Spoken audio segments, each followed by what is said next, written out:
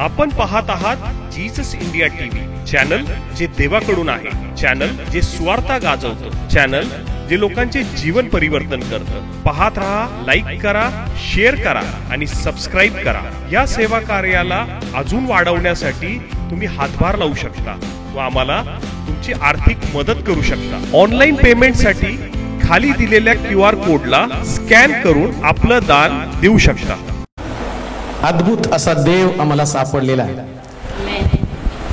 आणि या प्रार्थनेचं वैशिष्ट्य फक्त सोलापूर मधलेच लोक आशीर्वादित होतात असं नाही, तर पुष्कळ लोक जे वेगवेगळ्या भागांमध्ये राहत आहेत की जिथं आम्ही पोहोचू शकत नाही, ज्या लोकांना आम्ही ओळखत पण नाही, असे लोक आहेत।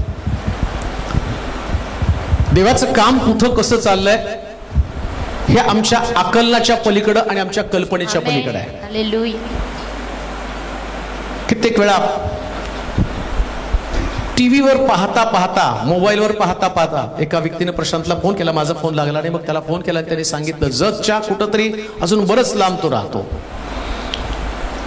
आणि तो म्हटला बरेच वर्ष बेडवरती पडलेलो होतो, उठता येत नव्हतं, बसता येत नव्हतं, हालचाल करता येत नव्हती, परंतु ज्यावेळेस युट्यूबचा संदेश ऐकला आणि संदेशामध्येच तो उठून बसला आणि त्याची मुवमेंट सुरू झाली। हालेलुया। तो प्रभूनं जिवंतपणाची साक्ष मला दिली।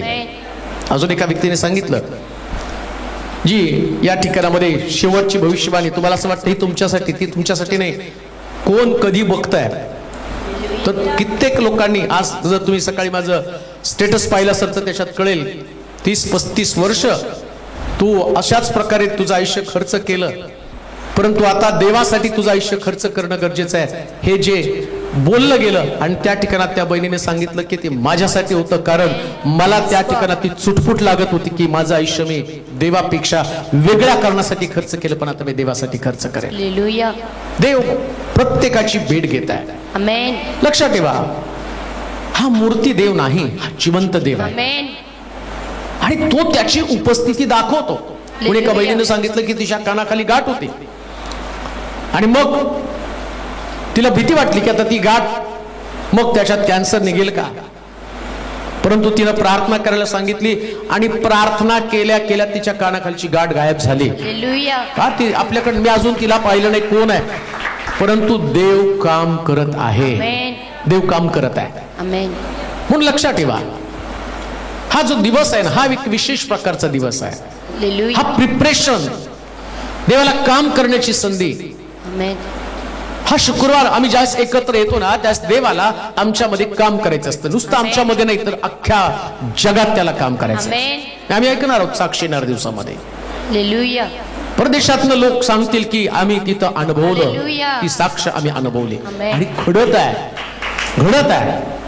ब्राझील, कॅनडा, माहित पण नाही कुठं कुठं लोक कशा पद्धतीने वचन ऐकत आहे, UK मध्ये, आणि तिथून लोक सांगत आहे की आम्ही देवाचं वचन ऐकत आहोत आणि त्या वचनानं शांती मिळते। आज सकाळी का बहिणीनं फोन केला आणि तिने सांगितलं, घरातले लोक म्हटले तुला काय साधू व्हायचं का संत व्हायचं काय, रात्रंदिवस तू देवाचं वचन ऐकत आहे। ती म्हटली मला लोकांनी काही का म्हणेना, पण एक गोष्ट मात्र निश्चित आहे, जेव्हापासून तुमचं वचन ऐकायला लागले तेव्हापासून एक शांती काय ते अनुभवायला लागले। शांती, देवाच्या वचनानं शांती मिळते, वचनामधली ती ताकद आहे। आमेन। पण आम्ही गाणं गाताना सुद्धा एन्जॉय केला, कारण प्रभू मध्ये आनंद आहे। हालेलुया। प्रश्न आहेत, समस्या आहेत, परंतु आम्ही पाहतो की सोलापूरमध्ये ऊन आहे, मग सगळे मेलेत का? मरायला पाहिजे एवढ्या रखरखीत उन्हामध्ये, पण उन्हामध्ये सुरक्षा आहे। हालेलुया। ऊन आहे पण सुरक्षा आहे। आमेन। तसं जीवनात कष्ट आहे पण देवाची सुरक्षा आम्हाला आहे। Praise God. लोकाला ऊन दिसेल, आम्हाला सुरक्षा दिसेल, आमेन। लोकाला प्रश्न दिसतील पण आम्हाला त्याच्यामध्ये उत्तर दिसणार आहे। हालेलुया। म्हणून देवाच्या बाबतीमध्ये नेहमी एक्साइट असलं पाहिजे, हालेलुया। एक्साइटमेंट असली पाहिजे, काहीतरी प्रभू करणार आहे। आमेन। हल्ली तुम्हाला माहिती का, एवढं लोकांमध्ये एक उत्तेजन निर्माण झालं की त्यांना असं वाटतं कधी एकदा शिलोत यावं। आज एका बहिणीनं तिनं मेसेज केला आणि तिचं स्टेटमेंट ऐकल्यावर मला इतकं वेगळं वाटलं। ती म्हटलं की देव कधी तो दिवस आणतो की मी शिलोमध्ये येऊन हालेलुया. या ठिकाणच्या भक्तीमध्ये सहभागी होईल. काय स्वप्न आहे. दावीद म्हणतो नाही की मी परमेश्वराजवळ एक वरदान मागितलं ते हे की त्याच्या मंदिरात माझी वस्ती व्हावी. आज आमेन. लोकांना तसं वाटायला लागलं देवाच्या मंदिरात तू हालेलुया. यायला पाहिजे. कुणी एकाने मला सांगितलं पास्टर आपल्याला चर्च बांधायचं नाही का, चर्च बांधायचं आपल्याला. पुष्कळ लोक आता उभे राहिले ते बांधा. एकाने तर मला सांगितलं मेसेज केला आता माझ्या कोर्टचा केसचा निकाल जर लागला तर चर्चला 10 लाख रुपये मी देणार आहे. प्रार्थना करा देव त्याचा निकाल 25 वर्ष तो लढत आहे हालेलुया. परंतु आता निकाल लागणार का, कारण देवाला माहिती चर्च बांधायचं आहे. हालेलुया. त्यामुळे प्रभू नक्की त्याचं उत्तर देणार आहे. म्हणून लक्षात ठेवा प्रश्न किती मोठा आहे पाहू नका, तुमचा देव त्याच्यापेक्षा मोठा आहे. आमेन. त्याच्यापेक्षा मोठा देव. आमेन. देव गरजा भागवतो. लक्षात ठेवा हालेलुया. लास्ट मोमेंटला तुम्हाला इतकं त्याच्यावरती विसंबून राहावं लागतं ना की आता प्रभू काहीतरी करणार आहे. आमेन. मग आशा सोडायची नाही तर प्रभूमध्ये बलवान व्हायचं, ताकदवान आमेन. व्हायचं.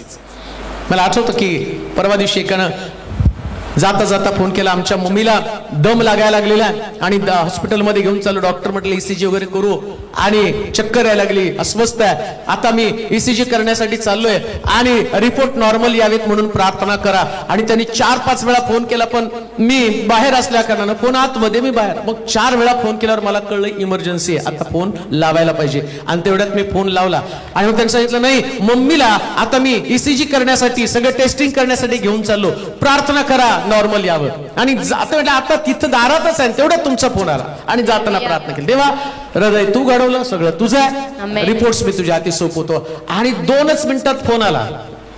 ते सगळं टेस्ट केलं डॉक्टर म्हणले सगळं नॉर्मल आहे, काळजी करू नका. का आमेन. देवाला सर्व काही शक्य आहे, हालेलुया. सगळं शक्य आहे. आमेन. आज एक गोष्ट आम्ही पाहणार आहोत, माझा उत्कर्ष कसा होणार. हे सगळ्यालाच उत्कर्ष पाहिजे नाही का.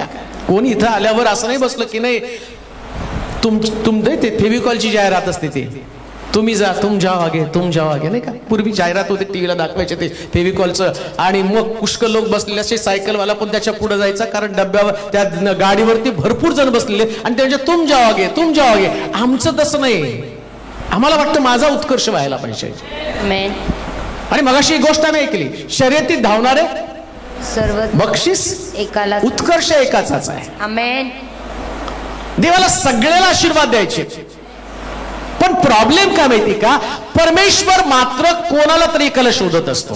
हालेलुया. त्याचे आशीर्वाद, त्याचं चांगुलपण, त्याची समृद्धी, त्याचं आरोग्य, त्याची सुटका.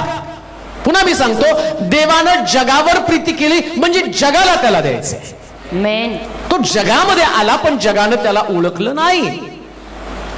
जगानं त्याला ओळखलं नाही. मग हा उत्कर्ष कसा होणार आहे, ही प्रगती कशी होणार आहे, कसं तुमचं घर बदलेल, कसं तुमची नोकरी त्यामध्ये आशीर्वाद येतील, कशी तुमची परिस्थिती बदलेल, हे बदलण्याचं सामर्थ्य कोणतं आहे. तुम्हाला माहिती आपल्या चर्चमध्ये सुशीला सिस्टर सुशीला, तुम्हाला सगळ्यांना तिची प्रे रिक्वेस्ट पण आली असेल की प्रार्थना करा तिथून त्या संस्थेतनं आणि तिला जावं लागणार आहे. आणि मग सगळ्यांनी प्रार्थना केल्या की देवा त्यांच्यासाठी नोकरीची दुसरी संधी उपलब्ध करून दे.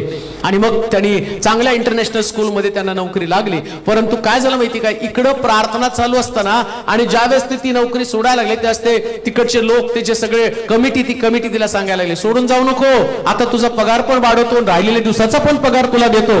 म्हणजे देवाला सगळं काही शक्य आहे. आमेन. देव करत आहे प्रिया, चमत्कार करत आहे. हालेलुया.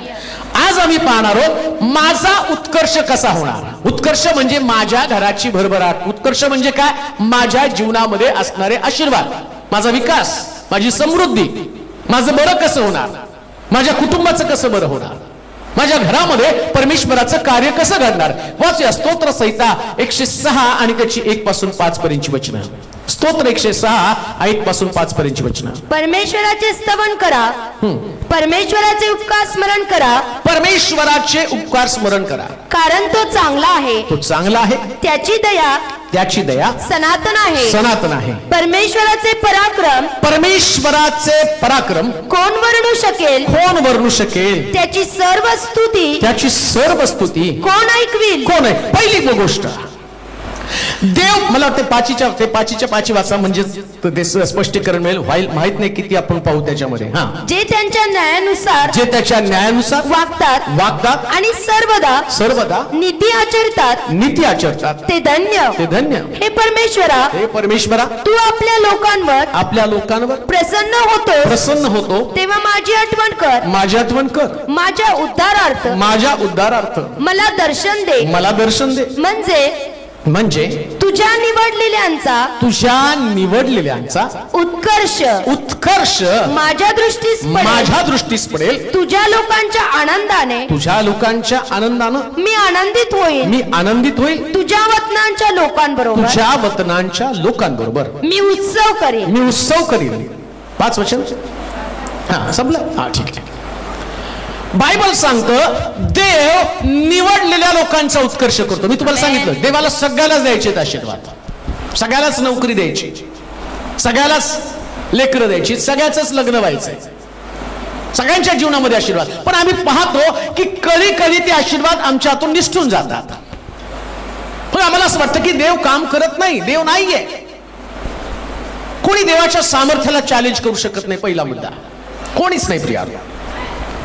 देवामध्ये अचाट ताकद आहे, इतकी प्रचंड ताकद देवामध्ये ना. बायबल सांगतं त्याच्या समोर कोणाचाही टिकाव लागू शकत नाही. कोणाचाच नाही प्रिया. किती पण मोठा प्रश्न असेल तर त्याचा टिकाव त्याच्या समोर लागू शकतो. आज सकाळीच एका बहिणीने सांगितलं, अनेक वर्ष लेकरासाठी ती प्रार्थना करत होती, तिला लेकरू झालं नाही. 6 महिन्यापूर्वी तिनं सहज कॉल केला आणि सांगितलं की पास्टर मला लेकरू नाही. आणि आम्ही साक्ष ऐकल्या, आम्ही पाहिलं की प्रार्थना केल्यावर पुष्कळ लोकांना लेकरं झाली. मग आता माझा पण नंबर यायला पाहिजे, तुम्ही प्रार्थना करा. अनेक वर्ष तिच्याकडे लेकरू नव्हतं आणि मग तिच्यासाठी प्रार्थना केली आणि 6 महिन्यानंतर देवानं तिच्यामध्ये बदल केला आणि तिला लेकरू दिलं. हालेलुया. परमेश्वरानं तिला दिलं. म्हणजे देव उत्कर्ष करतो, पण कधी करतो? परिस्थिती बदलतो. उत्कर्ष म्हणजे का? जिथं तुम्ही आहात त्याच्यापेक्षा उच्च प्रकारची परिस्थिती. उत्कर्ष म्हणजे नेमका काय झालंय? तुमचा विकास, तुम्ही जे होता त्याच्यापेक्षा उंच देवाने तुम्हाला केलेला आहे.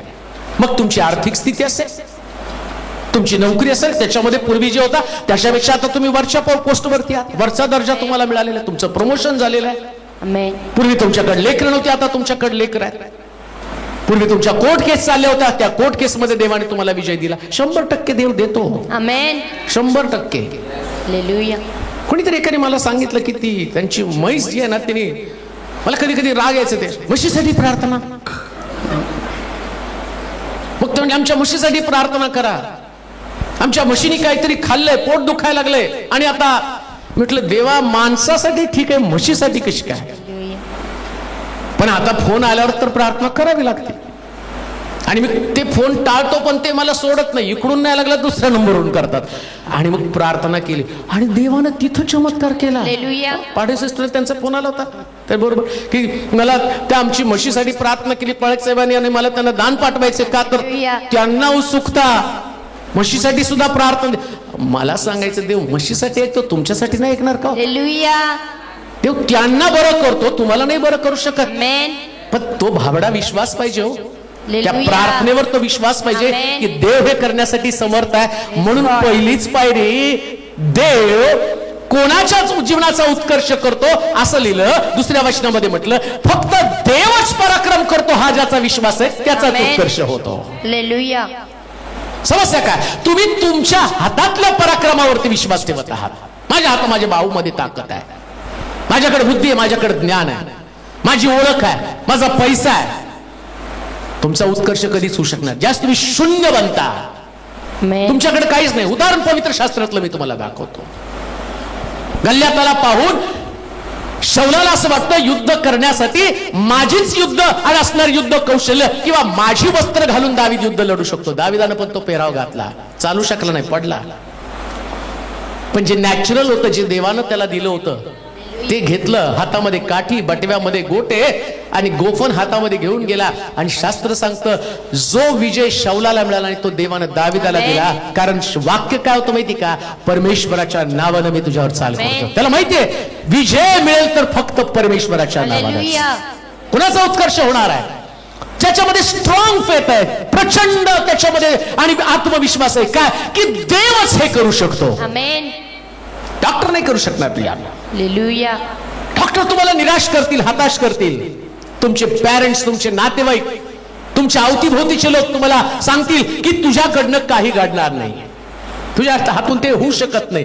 अहो तुमच्या हातून होऊ शकत नाही सगळ्यात चांगली गोष्ट आहे.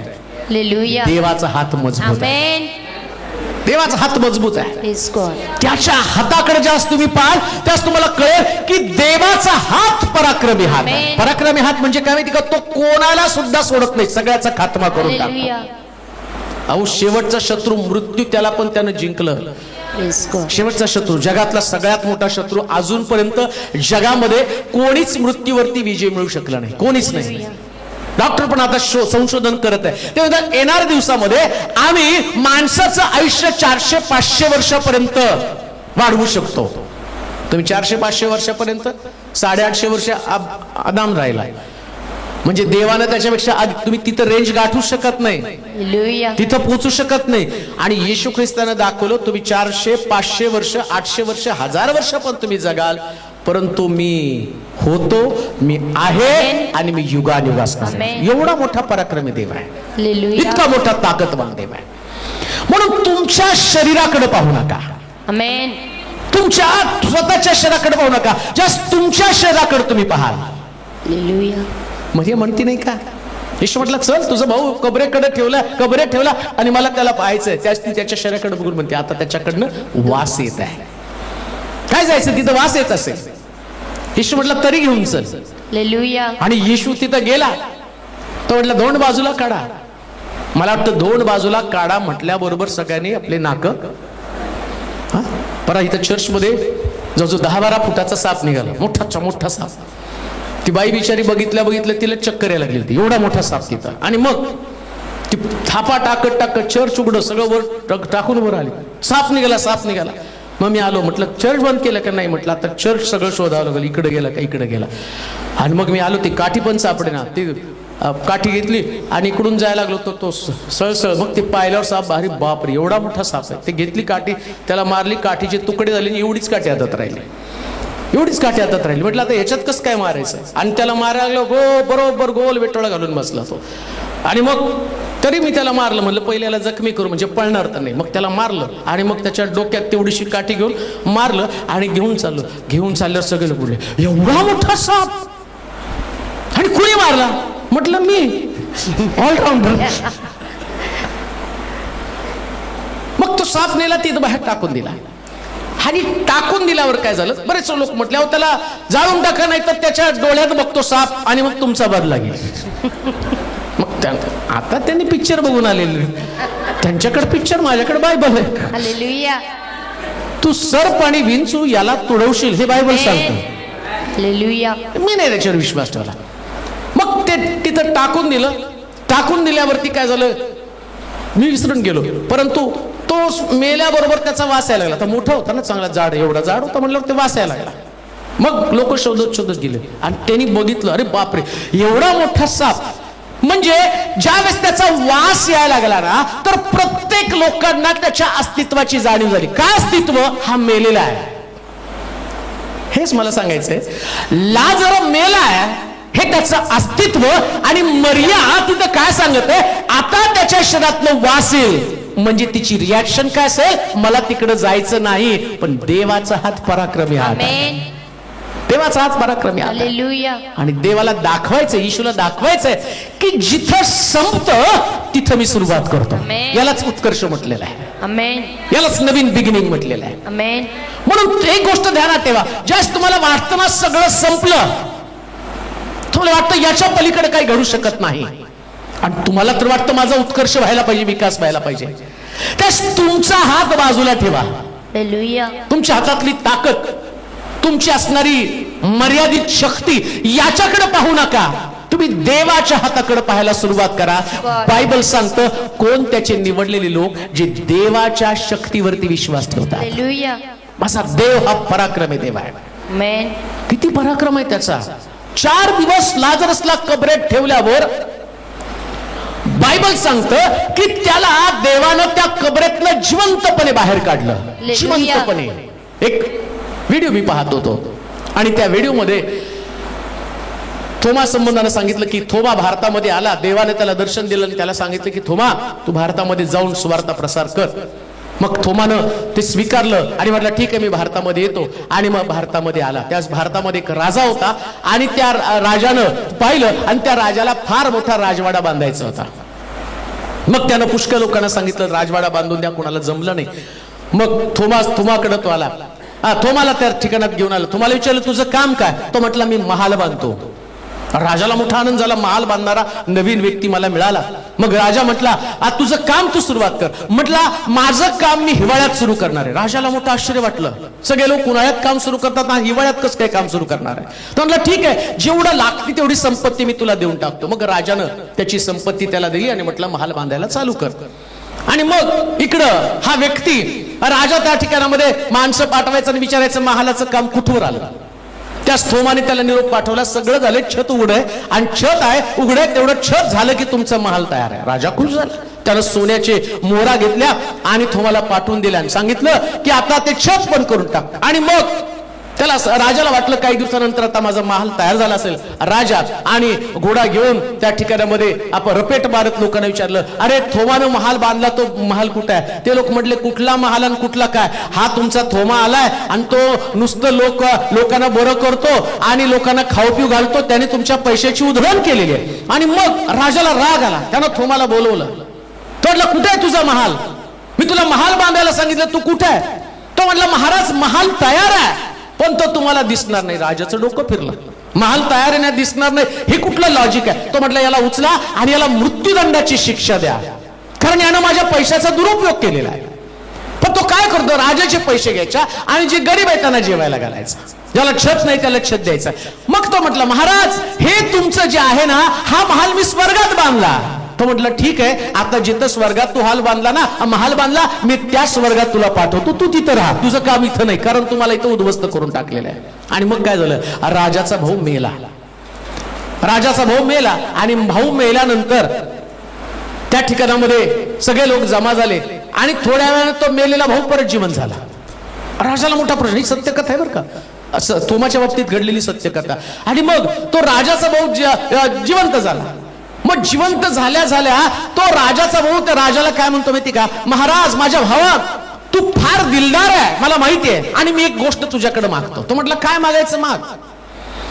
तो म्हटला की मी स्वर्गामध्ये गेलो आणि स्वर्गामध्ये गेल्यावर पुष्कळ घरं पाहिली आणि त्या घरांकडे गेल्यावर मी आणि त्या देवाला म्हटलं की तो जो सुंदर दिसणारा महाल तो मला पाहिजे. त्यास तो म्हटला तो महाल तुझा नाही, तो महाल तुझ्या भावाचा आहे. आणि मग राजा आश्चर्यचकित झाला, माझा महाल कुठे आहे? मग त्याला आठवलं, अरे मी या थोमाला जे दिलं होतं ना, हे सगळं सत्कर्म तिथपर्यंत गेलं, स्वर्गामध्ये गेलं. स्वर्गात देवानं माझा महाल बांधला. राजा त्याला काय म्हणतो माहिती का? इकडे राजा त्याला मारण्याचं फरमान दिलं, थोमाला मारणार होता. राजा म्हणतो आता तुला जर माझ्यासारखा महाल पाहिजे ना, तर जे काम थोमानं केलं ना ते काम करण्यासाठी थोमाला मदत कर, तुझा पण स्वर्गामध्ये महाल असणार आहे. राजाने त्याला बाहेर काढलं, भारत ख्रिस्तमय झाला. प्रियांनो एक गोष्ट ध्यानात ठेवा, सगळ्यात मोठा पराक्रम कुठे तर तो देवाकडेच आहे. सगळ्यात मोठा पराक्रम देवाकडे आहे. म्हणून तुमच्या हातावर विश्वास ठेवू नका, देवाच्या हातावर विश्वास ठेवा, तोच पराक्रम करणार आहे. जगामध्ये संघर्ष आहे, प्रत्येकाला वाटतं मला पुढे जायला पाहिजे. मग तुम्ही काय करता माहिती का? तुम्ही तुमचा संघर्ष चालू ठेवता. मला वाटतं की काहीतरी करून मी जास्त श्रीमंत बनावा. मग संघर्ष कसला? तुम्ही तुमची बुद्धी, तुमचं ज्ञान, तुमचा पैसा याच्याद्वारे जितकं जास्त श्रीमंत होण्याचा प्रयत्न करता तेवढं होता. तुम्ही नाही सक्सेसफुल होऊ शकत. पण दावीद काय म्हणतो माहिती का? त्यानं मला धुळीत न काढून हा देवाच्या हातातली ताकद. हे पक्क मनात असलं पाहिजे. काय? देवाचा हात पराक्रमी हात आहे. उत्कर्ष करायचा का? मग तुमच्या असणाऱ्या उपलब्ध गोष्टीवर कधीच विश्वास ठेवू नका, कधीच नाही. प्रिया तुमचं एज्युकेशन काय आहे, तुम्ही किती हुशार आहात, किती बुद्धिमान आहात, तुमच्या कल्पनेच्या पलीकडे देवाचं सामर्थ्य. वाचा दुसरं वचन परत बरं. परमेश्वराचे पराक्रम कोण वर्णू शकेल? त्याची सर्व स्तुती त्याची सर्व स्तुती कोण ऐकवेल? काय केलं पाहिजे माहिती का? मी पहिल्यांदा परमेश्वराचं पराक्रम कोण वर्णू शकेल? म्हणजे कोणाला सुद्धा परमेश्वराच्या पराक्रमाबद्दल बोलताच येणार नाही. हालेलुया. लिमिट आहे आमच्या बोलण्याला, माझ्या बोलण्याला लिमिट आहे. एखाद्या व्यक्तीला आरोग्य मिळालं म्हणजे परमेश्वरानं पराक्रम केला. मग काय आरोग्य म्हणजे पराक्रम आहे का? इकडे आरोग्याला डोळे मिळाले म्हणून तर तिकडे येशूनं लाजरसला कबरेतनं बाहेर काढलं. त्याच्या अगोदर तिरडेवरचा मुलगा जिवंत केला.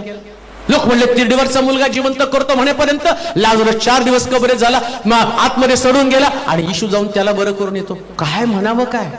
इकडे 4000 लोकांना आणि 7 भाकरी थोडेसे मासे दिले. ती पराक्रमाचं कृत्य दुसरीकडे गेले आणि ते म्हटले अहो 7 भाकरी आणि थोड्याशा माशानं त्यानं एवढ्या लोकांना तृप्त केले. 4000 लोक जेवले. दुसरीकडे बघतो तर 5 भाकरी 2 मासे. काय तुम्ही त्याच्या पराक्रमाचं सांगणार आहे? काय मर्यादा आहे शास्त्रातली प्रत्येक गोष्ट? कुठं 4 भाकरी आणि 7 भाकरी आणि थोडेसे मासे आणि 5 भाकरी 5 मासे 2 मासे 5 भाकरी 2 मासे. म्हणजे काय तुम्ही सांगणार तरी कोणत्या गोष्टीविषयी?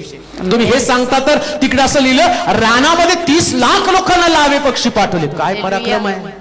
हजारांमध्ये लाखोंमध्ये करोडोंमध्ये 30 लाख लोक होते ते. हालेलुया. 6 लाख पुरुष, स्त्रिया, लेकरं, बाकीचे लोक. बरं स्त्रिया लेकरं तुम्ही विश्वास धरला, त्यांच्या मागे असणारी जनावरं, मेंढरं, शेरडं त्याचं काय कमी आहेत का? ते एवढं सगळ्याला 30 लाख लोकांना. सोलापूरचा पाणीचा प्रश्न रोज आमच्या समोर आहे नाही का? कधी 5 दिवसांनी, कधी 7 दिवसांनी, कधी याच्याकडे आलं तर इकडं पाईप फुटला तर तिथं अमकं झालं. आमच्याकडे पाणी 10 लाख लोकांना पाणी एवढं नियोजन करून टॅक्स घेऊन आम्हाला देत नाही. देवानं 30 लाख लोकांना रानामध्ये पाणी दिलं. काय पराक्रम आहे? आमेन. काय देवाच्या कल्पनेची ताकदीचा तुम्ही इमॅजिनेशन तर करू शकता का? कशी? म्हणून लक्षात ठेवा, उत्कर्ष कोणाचा होतो? ज्याला देवाच्या सामर्थ्यावर विश्वास. आमेन. लक्षात घ्या, देवाच्या सामर्थ्यावर विश्वास ठेवा.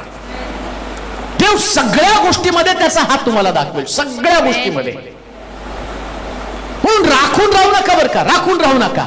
चॅलेंज आहे त्याचं. एलिया म्हटलं नाही का बाई शेवटची भाकर आहे ती म्हणते मी खाईल, माझा मुलगा खाऊन मरून जाईल. आता तुला देवाचा हात पाहिजे ना, जात ती भाकर भाज आणि मला आणून दे.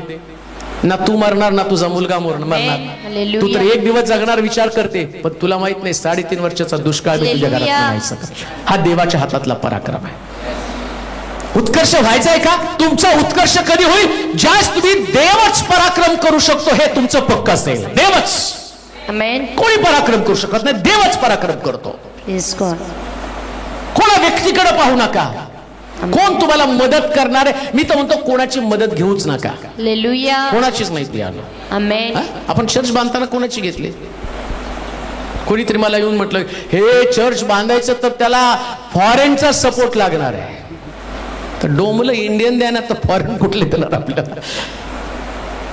पण देवाच्या हातानं सगळं घडलेलं आहे. आमेन. आणि लवकरच आपण जे बांधणार आहोत त्यात पण देवाचा हात असणार आहे. 100% पाहणार आहे. महाराष्ट्र पाहिल, भारत पाहिल देवाच्या हातामधला पराक्रम. आमेन. आम्ही कोणा व्यक्तीकडे पाहत नाही. मला माहितीये देणारे खूप लोक आहेत, पण मी त्याच्याकडे पाहत नाही. कारण मला माहिती त्यांच्याकडे लिमिट आहे, देवाकडे अनलिमिटेड आहे. अनलिमिटेड बर का? हालेलुया. असं लिहिलं ते लोक ओरडायला लागले, अरे रानामध्ये काय आम्हाला खायला पाठवलं? मान्ना मान्ना मान्ना. देव म्हटलं ठीक आहे, असं मटण देतो की नाका तोंडात निघालं पाहिजे. आणि शेवटी असं लिहिलं की त्यांना ओकार यायला लागले. ओकार यायला, किती खावं मटण? त्यांना आधी मटण मटण बोंबले लागले आणि मग आता ओकार यायला लागले. एवढं देवाचं तसंच आहे. हालेलुया. हातावर विश्वास ठेवा. आमेन. परमेश्वर इतकं अद्भुत तुम्हाला देईल. तुमचा उत्कर्ष देवावर विश्वास ठेवल्याने. तिसरं वचन वाचा. दुसरी गोष्ट, जे त्याच्या न्यायानुसार वागतात. जे त्याच्या न्यायानुसार. न्यायानुसार परमेश्वराच्या. आता न्याय म्हणजे नेमकं काय? नाही आम्ही म्हणतो नाही हा काही योग्य नाही, न्याय नाही आहे. कोणता योग्य न्याय नाही? आम्ही तुम्हाला पत्रिका दिली लग्नात पण बघा ना, तुमची पत्रिका आम्हाला, आमचं आजीचीर तुमचं आजीचीर आहे की नाही? वरमाय शेवटी ते प्रताच. मग तुमचं तुम्ही करा, आमचं आम्ही करू, आहे की नाही? भांडणं व्हायची त्याच्यावर. आम्ही वारीचं दिलं तू, मग हा न्याय काय बरोबर नाही. मग काय म्हणतो चुकीचं आहे. मग देवाच्या न्यायानुसार चालणं म्हणजे काय? जो शास्त्रात लिहिल्याप्रमाणे चालतो तो देवाच्या न्यायाप्रमाणे चालतो. हा देवाचा न्याय आहे. देवाच्या वचनाप्रमाणे चाला. 100% तुमचा उत्कर्ष होणार. आमेन. आपल्या मनाप्रमाणे चालू नका. मला वाटलं या रविवारी जावं, मला वाटलं या शुक्रवारी जावं, मला वाटलं बसावं, बसलो, मला वाटलं घरी जावं. अहो, तुम्ही कसा उत्कर्ष करणार आहात? देव, लक्षात ठेवा, व्यक्ती नाही, देव इथं आहे. आमेन. आणि देव कुठे माहिती का? तो म्हणतो तुम्ही माझ्यामध्ये, माझी वचनं. तुम्हामध्ये. कोण आहे तुमच्यामध्ये? देव. वचनं तुमच्यामध्ये म्हणजे देव. मग तुम्हाला कळतं देव वचनाच्या द्वारे बोलतो. बरं, बोलत असताना एक गोष्ट ध्यानात ठेवा, बोलताना तो गाढवाच्या पण मुखातनं बोलतो. हा देवाचा न्याय आहे. आमेन. संदेश त्याला ज्ञान सांगण्यासाठी गाढवाचा. मग संदेश त्यानं गाढवाचा ऐकलं का नाही? यालाच देवाचा न्याय म्हटलेला आहे. हालेलुया. बचावाचा मार्ग, पुढे जाण्याचा मार्ग. अजून एक गोष्ट मला सांगतो, दुष्काळ पडला तो म्हटला करीन त्या ठिकाणच्या ओढ्याजवळ जाऊन बस, मी कावळ्याच्या द्वारे तुला भाकर पाठवेल. कोणाच्या द्वारे? कावळ्याच्या. मी तर म्हणलं असतं देवा त्यापेक्षा 3.5 वर्षाचा उपवास धरतो. तो किती घाण खरकट ओरकट खाऊन येतो आणि त्याच्या तोंडातलं. अहो, आम्हाला कोणी आमच्या ताटामध्ये हात घातला आणि जेवलं तर ओकार येते नाही का? आणि तो सेपरेट पाहिजे प्रत्येकाचं. ते सोडून द्या. पाणी, पाण्यात बरेच लोक पाण्यात बोट तुम्ही द्या, पाणी बाहेरून पाहुणे आले ना त्याला बोट बुचकवून पाणी द्या, तर नाही घेऊनच आलो. हायजेनिक. मग एलियानं कावळ्याच्या तोंडातलं मांस खाल्लं. हालेलुया. हा देवाचा उत्कर्ष आहे. आमेन. हा देवाचा उत्कर्ष आहे. त्याच्या न्यायाप्रमाणे चाललं. तिथं नाही म्हणायचं देव, आता देव कोणाकडून पण पाठविल. हो, तो देव आहे, कोणाकडून पण पाठविल. मग माझ्याकडे मागणी असती ना, तेव्हा एक काम कर ना, कोणातरी चांगल्या ब्रदरला पाठव, त्यांच्या हातातून भाकर पाठव. मी म्हणू शकलो असतो कोणतरी सिस्टर, कोणतरी ब्रदर पाठव, कोणत्या तरी आंटीला पाठव. पण ते म्हटलं तुझी मागणी नाही, माझा न्याय ठरलेला आहे, मी कावळा पाठवेल त्याच्याकडनं घ्यायचं, बस संपलं. उत्कर्ष, जिथून तुमचा आशीर्वाद आहे तिथून घ्या. आमेन. जिथून तुमचा आशीर्वाद आहे. हालेलुया. देवाच्या वचनाप्रमाणे जसं देव सांगतो तसं, बस तिथं का कू अजिबात करायचं नाही. अजिबात म्हणजे अजिबात नाही. आमेन. उत्कर्ष करायचंय, पुढे जायचंय तुम्हाला. तो म्हणाला जा 6 दिवस श्रम कर, 7वा दिवस तुझ्या देवाच्या मंदिरात घालव. बस काही बोलायचं नाही. 7व्या दिवशी देवाच्या मंदिरात. आमेन. 7व्या दिवशी देवाच्या मंदिरात म्हणतो तुझा उत्कर्ष सुरू झाला. हालेलुया. किती साधं सोपं आहे. आम्हाला नाही हो असं काहीतरी बोला, देव तुम्हाला काय दाखवतो. मला दाखवतो तुम्ही 1 लाख रुपये मला द्या, मग तुमच्याकडे 10 लाख रुपये येतील. परवडतं का तुम्हाला? लोक येडे ते बी करतात. हो, ते सुद्धा करतात. दर रविवारी जाणं नको, पण असं काहीतरी मधला मार्ग दाखवा, मधला मार्ग तुम्ही काढा की त्याच्याद्वारे आमची भरभराट होईल. नाही, बायबल अनुसरण करा. 100% तुमचा उत्कर्ष ठरलेला आहे. कोणीच आशीर्वाद अडवू शकत नाही. आमेन. कोणीच नाही प्रिया. हालेलुया. तर या वचनामध्ये आशीर्वाद दिलेले आहेत. आमेन. हे वचन वाचणारे, ऐकणारे आणि पाळणारे ते धन्य. कुणाकडे इंग्लिश बायबल आहे का? आवाज बरं इंग्लिश बायबल असलं तर. प्रगटीकरणाचं पुस्तक 1 अध्याय 3 वचन पटकन वाचा, कारण आपल्याकडे वेळ फार कमी आहे. प्रगटीकरण 1 अध्याय 3 वचन काय लिहिलं तिथं? काय हो शब्द? मराठीमध्ये काय म्हटलं? या संदेशाचे शब्द हा? वाचून दाखवणारा, ते ऐकणारे व त्यात लिहिलेल्या गोष्टी हा? पाळणारे हा? हे धन्य. पण इंग्लिश मध्ये काय म्हटलं? ब्लेसेड. हा, हु रीड्स, हु हियर्स, हा, कीप दोज थिंग्स. म्हणजे जो वचन ऐकतो आणि तो वचन अनुसरतो तो आशीर्वादित. मराठीमध्ये धन्य, इंग्लिश मध्ये ब्लेसेड म्हटलेले. उत्कर्ष कशाने उत्कर्ष होतो? वचन ऐकलं, वाचलं, पाळलं, अनुसरण केलं, मग तुमचा उत्कर्ष झालेला आहे. कशाने उत्कर्ष होणार आहे? पुढे जायला पाहिजे, न्यायानं वागायचं. न्याय कशामध्ये? देवाच्या वचनात सांगितलं. हे जजमेंट आहे. अजून दुसऱ्या भाषेत तुम्हाला समजा, असं नाही समजायचं. एखाद्या व्यक्तीनं जर कोणाला फसवलं, पैसे त्याचे लुबाडले, मग इंडियन पिनल कोड घटना लिहिली, त्याच्यामध्ये काय म्हटलं? 420 कलम. मग तो न्याय आहे.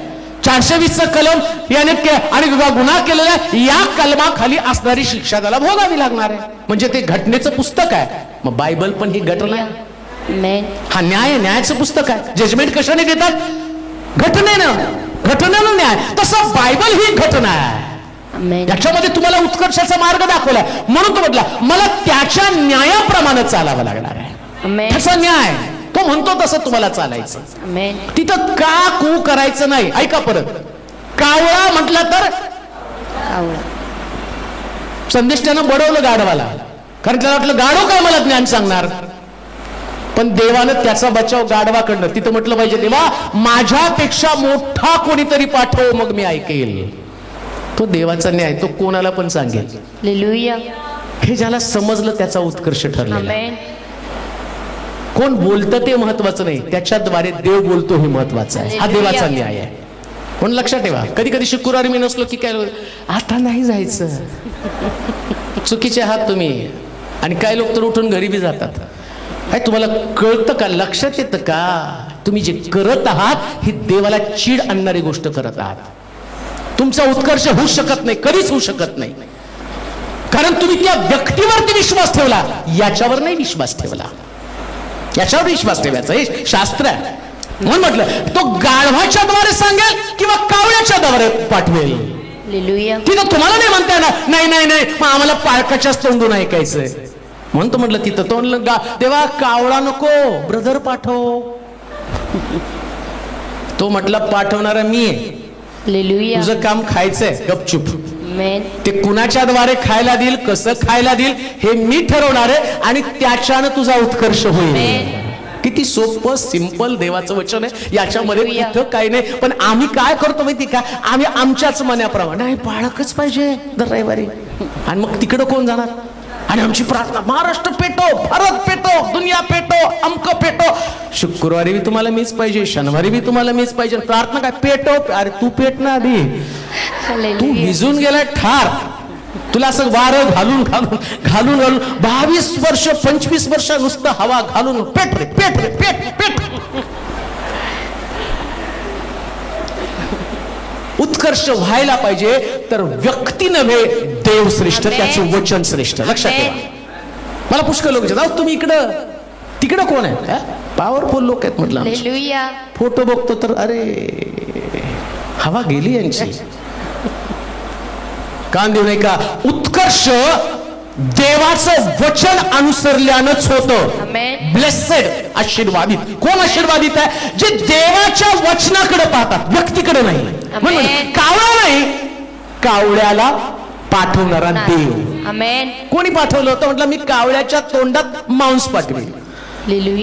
काय सुंदर देव आहे. कावळ्याच्या तोंडात मांस. आणि एलिया खाल्ला, गपचूप खात बसला. त्यानं नाही कुरकुर केली. उलट कावळा आला नाही तर त्याने देवाला काच कावळा नाही. तो म्हटला आता न्याय बदलला, आता विधवेच्या घरी पाठवेल तुला.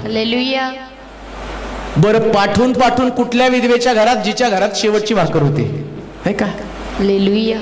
माझ्यासारखा सेवक म्हणला असता देवा कसल्या लोकात ठेवलंय.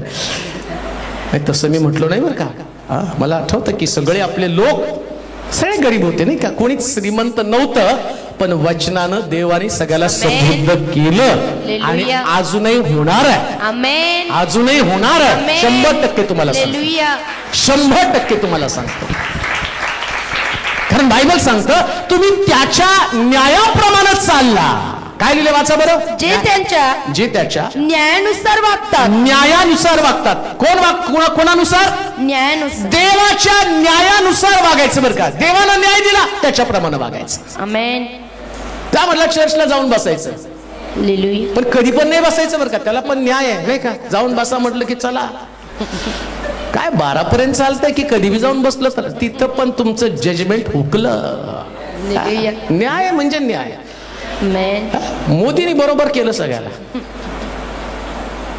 चहाला जायचं द्या अंगठा, आला द्या अंगठा. आणि मग म्हटलं कॅल्क्युलेशन करा किती वेळा गेले आले. नाहीतर कधी पण गेल्यावर कुठे गेले? आत्ता चहाला गेले. कुठे गेले? आत्ता चहाला गेले. ते कार्यालयात का मेन त्या मीच म्हणतो कॅन्टीन चालवतात का काय माहिती, ते जाऊ तिथं सारखं तिथंच. मग त्याने म्हटलं अंगठा द्या. आता चहावाल्याचा धंदा मार खाल्ला का? पैसा कपात व्हायला लागली. अहो तिथं त्याला डोकं आहे. तो तर विद्वान आहे. आमेन.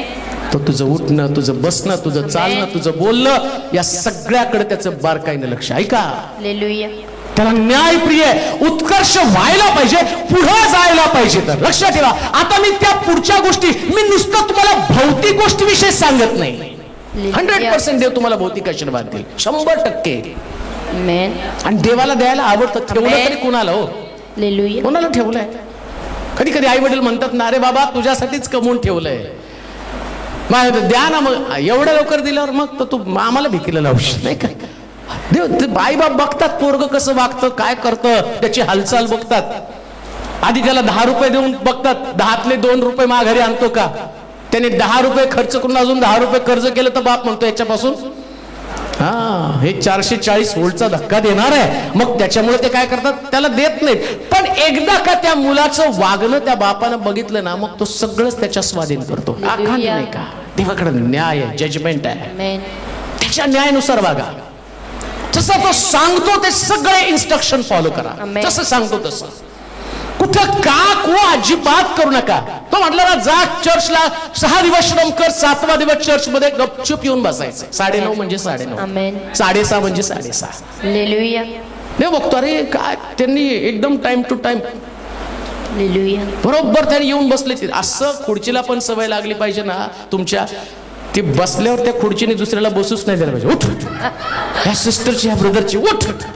हा, इतकं तुम्ही ऍक्टिव्ह असलं पाहिजे, मग देव बरोबर आशीर्वाद. देव म्हणेल, अरे खुर्ची सुद्धा सोडायला तयार नाही या व्यक्तीला, मी कसा आशीर्वाद देण्यापासून वंचित राहील. हे परमेश्वराचे आशीर्वाद आहे, उत्कर्ष याच्यामध्ये आहे. हालेलुया.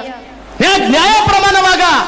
6 दिवस घरी, 7वा दिवस देवाच्या मंदिरात, शुक्रवारी न चुकता हजर. प्रभू, आमेन.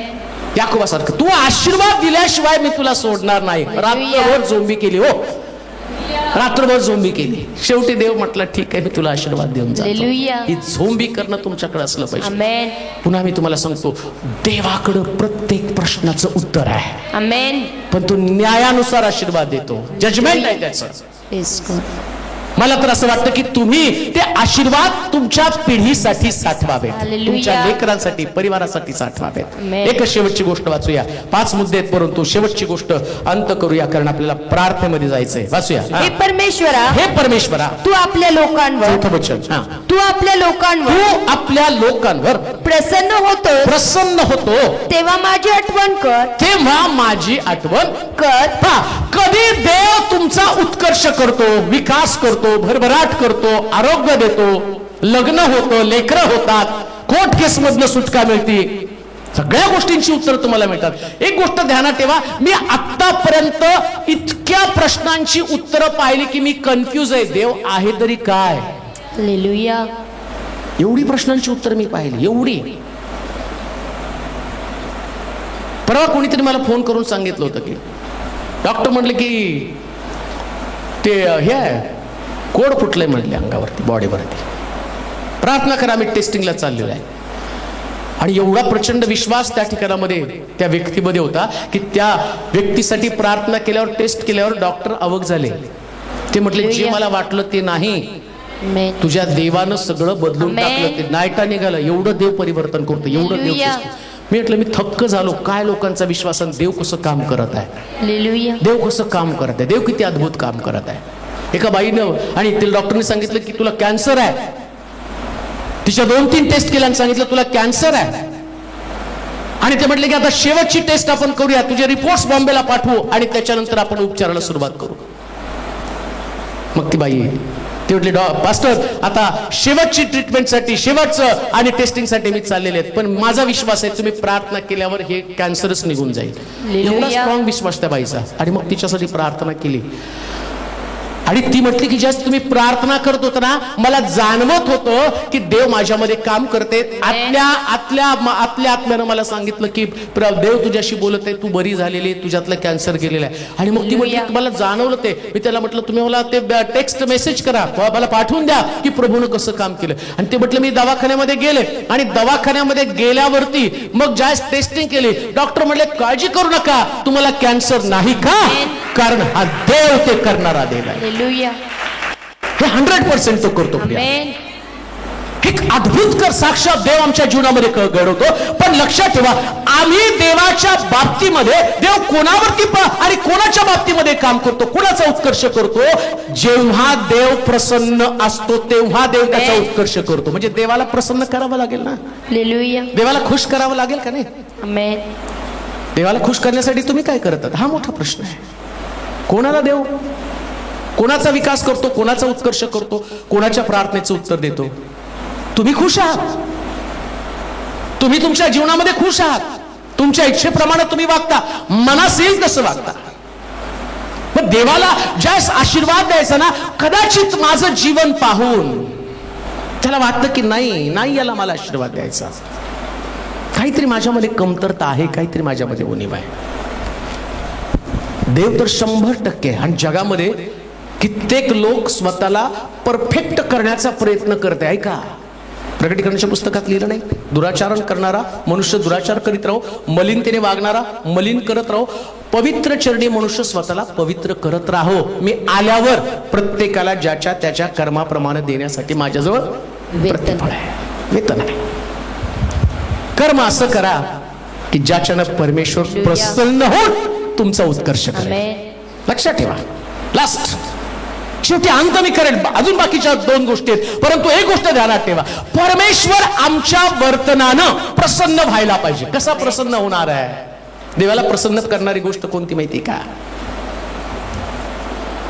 2 किंवा 3 माझ्या नावाने एकत्र जमतात तर मी तिथं हजर आहे.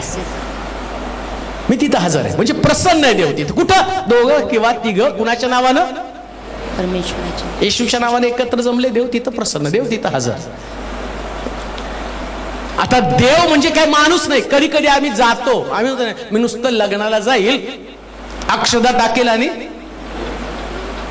आम्ही बंद पाकिट देऊ, आहेर देऊ, आमचं कर्तव्य आम्ही करू, पण आम्ही काय त्यांच्या आनंदात सहभागी होणार नाही. म्हणजे तिथं काहीतरी आहे, गडबड आहे. ऐका, परमेश्वर तसा नाही, तो येतो ना तर तिथलं सगळं वातावरण बघतो. हालेलुया. एकंदरीत तुम्हाला पाहतो, आमेन. तुमची उपासना, तुमची आराधना, आमेन. तुमचं रडणं. म्हणून तर मी पाहतो, हन्ना रडली आणि हालेलुया. परमेश्वरानं तिला शमवेल दिला. आमेन. पाहिलं प्रभूनं, प्रसन्न झाला तिचं रडणं हालेलुया. बघून. हे रडणं तिला, त्याला देवाला आवडलं. कधी कधी देव हालेलुया. तुमचं रडणं पाहतो. आमेन. तुम्ही कसं रडत आहात देवासमोर, काय तुमचं अंतःकरण तुम्ही उघडं करत आहात. इस्माईल त्या झाडाखाली रडला, मरणार होता, पण परमेश्वर म्हटला याला मरू देणार नाही, याच्यापासून एक मोठं राष्ट्र निर्माण करेल. हालेलुया. त्याला सुद्धा देवानं आशीर्वाद दिला. म्हणून आहे तसं येऊ नका. आता तुमचा पण समय आलाय, मी म्हणतो ना तुमचा समय आलेला आहे, आमेन. 100% तुमचा समय आलेला आहे. पण हालेलुया. इथं आल्यावर प्रभू तुमच्याकडं आम्ही प्रार्थना करू, पण उत्तर देणारा तो आहे. तुम्हाला काहीतरी करावं लागेल ना. हालेलुया. तुम्ही समोर या, तुम्ही देवाला दाखवा किती तुम्ही देवावरती प्रेम करता. तुमचं प्रेम देव पाहिल आणि देव हालेलुया. प्रसन्न होईल आणि देव आशीर्वाद देईल, उत्कर्ष करेल. आमेन. आपल्या जागेवरती आपण उभं राहूया, आपले डोळे बंद करूया. ज्याला विशेष प्रार्थना करण्याची गरज आहे ते पुढे येतील. आणि ते येत असताना आज जे आम्ही देवाचं वचन ऐकलं की देव प्रश्नांची उत्तरं देतो, तर देव